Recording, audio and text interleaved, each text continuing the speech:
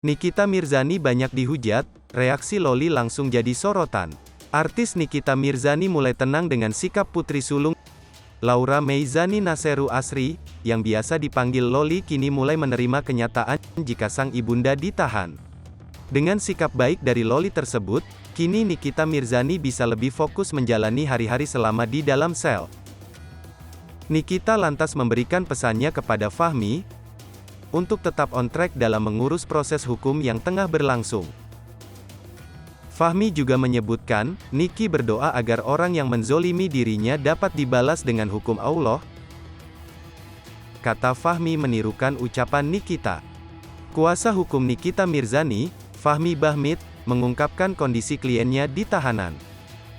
Kejaksaan Negeri, Kejari, Serang resmi menahan aktris Nikita Mirzani selama 20 hari. Adapun Nikita Mirzani ditahan terkait kasus pencemaran nama baik Dito Mahendra. Artis yang karib disapa Nyai ini dijerat oleh UU ITE. Fahmi Bahmid mengatakan, Nikita Mirzani dalam kondisi sehat, meski ia sempat merasa syok karena ditahan. Fahmi juga menyebut Nikita Mirzani dalam kondisi santai. Terkait kondisi putri sulung Nikita, Laura Meizani Naseru Asri, yang biasa dipanggil Loli kini mulai menerima kenyataan jika sang ibunda ditahan. Kini tim kuasa hukum tengah proses mengajukan penangguhan penahanan bagi Nikita. Nikita Mirzani sebelumnya sempat histeris dan teriak kencang di gedung Kejaksaan Negeri Serang saat dilakukan penahanan.